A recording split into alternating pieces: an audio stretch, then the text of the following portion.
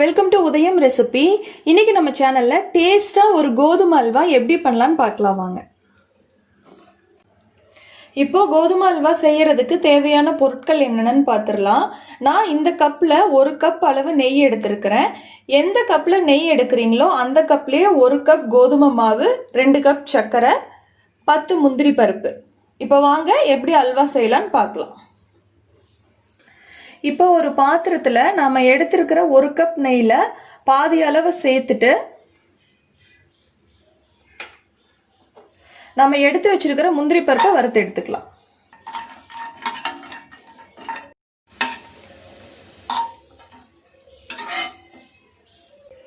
இப்போ அதே நெய்யில் அடுப்பை சிம் பண்ணிட்டு நம்ம எடுத்திருக்கிற 1 கப் கோதுமை மாவை சேர்த்து ஒரு 10 நிமிஷத்துக்கு நல்லா வறுத்துக்கோங்க.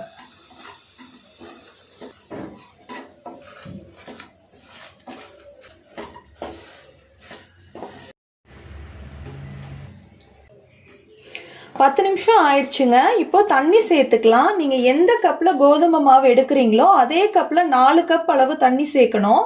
ஃபர்ஸ்ட் 2 கப் மட்டும் தண்ணி சேர்த்து கட்டி இல்லாம கலந்து விட்டுக்கோங்க. தண்ணி சூடாதான் சேர்க்கணும்.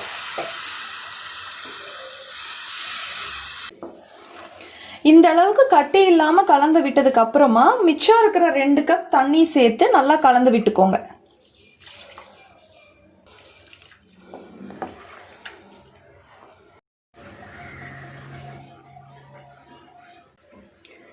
கைவிடாம கிளறிட்டே இருந்தீங்கன்னா இந்த மாதிரி ஸ்மூத்தா வந்துருங்க. இப்போ சர்க்கரையை கேரமலைஸ் பண்ணிக்கலாங்க. அதுக்கு ஒரு கடாயில் 2 டேபிள் ஸ்பூன் சர்க்கரை எடுத்திருக்கிறேன். கொஞ்சமா தண்ணி சேர்த்து சிம்மில் வச்சு கிளறிட்டே இருந்தீங்கன்னா கலர் மாறி வரும். அதுதான் நம்மளோட அல்வாவுக்கு கலர் கொடுக்க போகுது.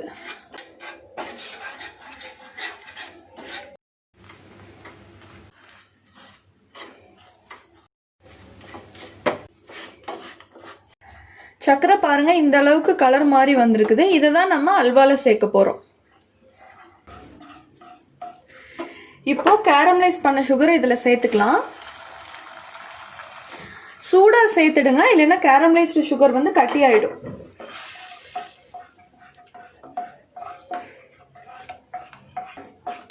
கைவிடாம கலரிட்டே இருங்க. கலர் சேஞ்ச் ஆகுறது தெரியும் உங்களுக்கே. இப்போ நம்ம எடுத்து வச்சிருக்கிற 2 கப் சர்க்கரையை சேர்த்துக்கலாம்.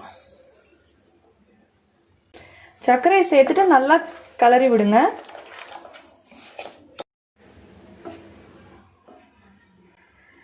சர்க்கரை சேர்த்த உடனே கொஞ்சம் இலகி வருங்க. ஆனா அதுக்கப்புறமா கொஞ்சம் கொஞ்சமா கெட்டி ஆயிடும்.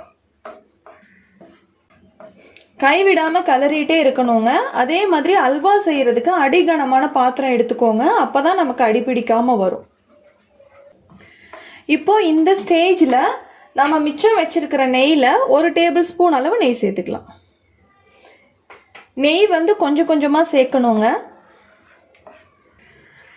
இப்போ நம்ம வறுத்து வச்சிருக்கிற முந்திரியை சேர்த்துக்கலாங்க.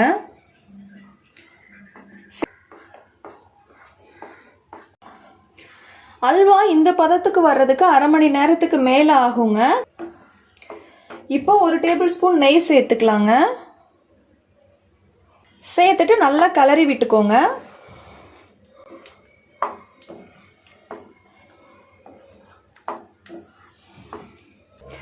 இப்போ இந்த அளவுக்கு பாத்திரத்தில் ஒட்டாம வரணுங்க. கிட்டத்தட்ட நம்மளோட அல்வா ரெடி ஆயிருச்சு. இப்போ இந்த பதத்தில் 1 பிஞ்ச் ஏலக்காய் தூள் சேர்த்துக்கலாம். மீதம் இருக்கிற நெய்யை சேர்த்துக்கலாம். சேர்த்துட்டு நல்லா கலந்து விட்டுக்கோங்க.